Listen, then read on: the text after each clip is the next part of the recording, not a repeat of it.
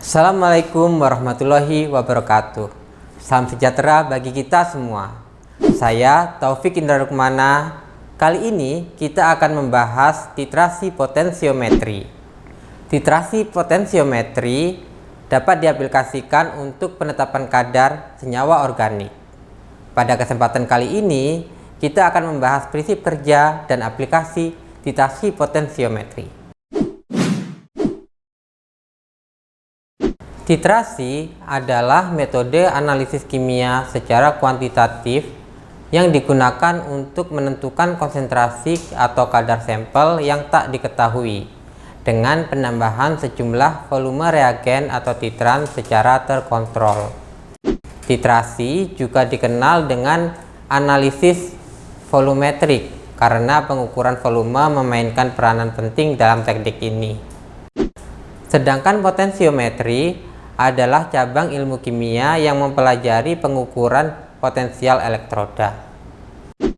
Jadi, titrasi potensiometri adalah titrasi yang diikuti dengan mengamati atau mengukur besaran perubahan beda potensial atau pH larutan pada setiap penambahan sejumlah volume titran.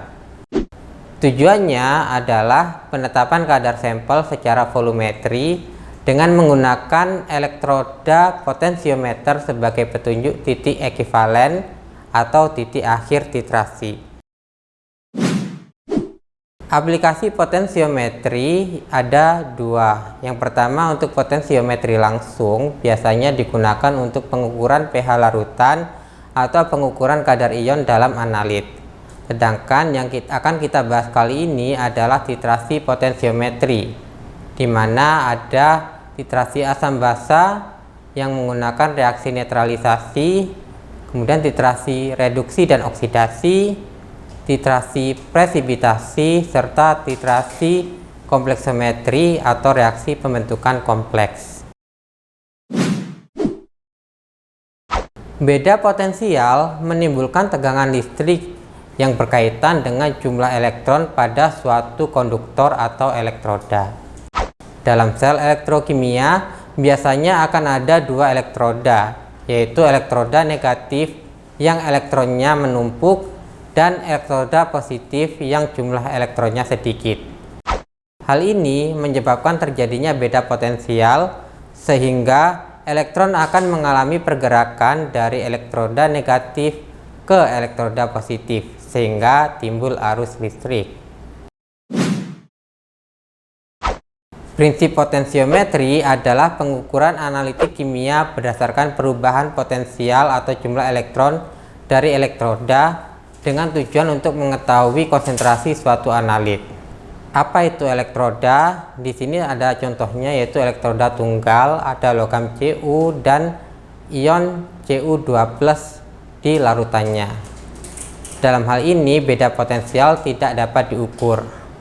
Agar bisa mengukur beda potensial, dibuatlah sel Volta atau sel Galvani yang bisa dilihat di gambar berikut.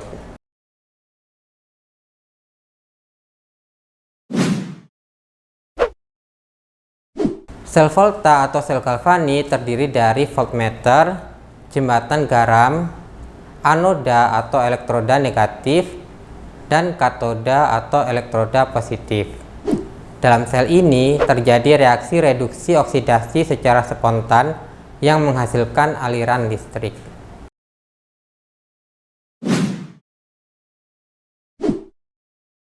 Potensial sel adalah perbedaan potensial pada saat arus listrik 0 yang diperoleh ketika arus listrik antara dua elektroda dibiarkan mengalir sampai habis. Tergantung reaksi redoksnya, potensial sel bisa positif atau negatif. Elektroda yang lebih mudah mengalami reduksi dibandingkan elektroda hidrogen mempunyai tanda positif. Sedangkan elektroda yang lebih mudah mengalami oksidasi dibandingkan elektroda hidrogen mempunyai tanda negatif.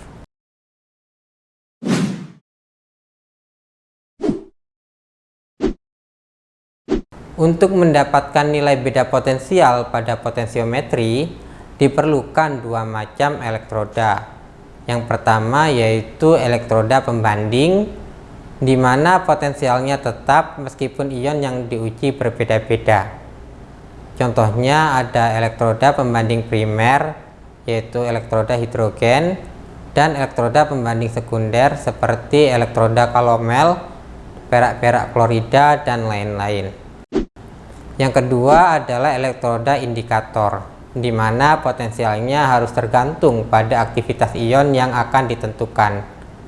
Jenisnya ada elektroda indikator ion logam-logam, elektroda lembab inert, dan elektroda membran atau kaca. Perbedaan potensial di antara kedua elektroda tersebut dapat dideteksi dengan pH meter atau potensiometer, dan sekaligus dapat digunakan untuk mengikuti berlangsungnya reaksi. Berikut ini adalah contoh-contoh sistem elektroda titrasi potensiometer. Tergantung jenis titrasinya, elektroda yang digunakan pun akan berbeda.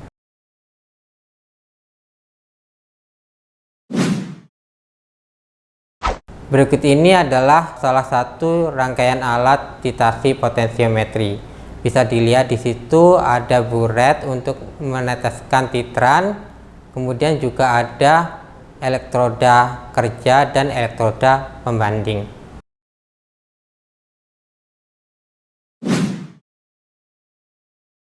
Cara kerja titrasi potensiometri dapat dilihat pada langkah berikut.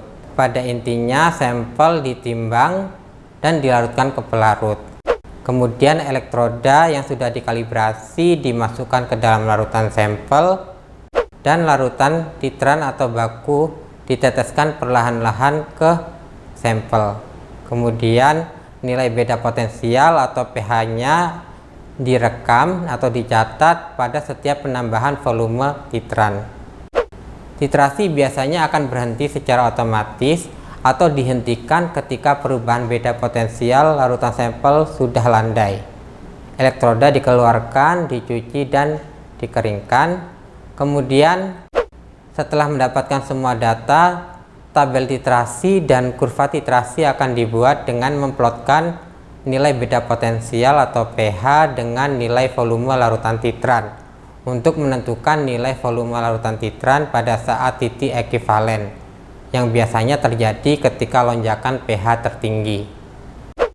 Volume larutan titran pada saat titik ekivalen tersebut dapat digunakan untuk menghitung kadar sampel atau konsentrasi larutan baku sekunder jika itu adalah pembakuan.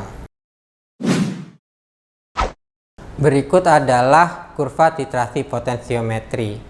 Gambar yang paling kiri adalah kurva titrasi potensiometri, kemudian yang di tengah adalah turunan pertama, dan yang paling kanan adalah kurva turunan kedua. Titik ekivalen adalah titik ketika terjadi lonjakan pH tertinggi yang ditunjukkan di kurva tersebut. Titik ekivalen juga bisa dihitung menggunakan tabel berikut. Pada intinya kita membuat nilai untuk kurva turunan pertama dan kurva turunan kedua. Titik akhir adalah saat nilai kurva turunan kedua berubah dari positif menjadi negatif.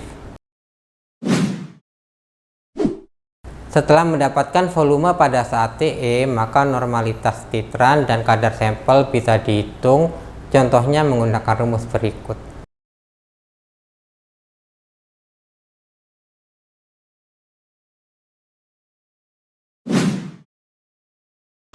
Berikut adalah referensi-referensi yang teman-teman bisa baca untuk mempelajari materi ini.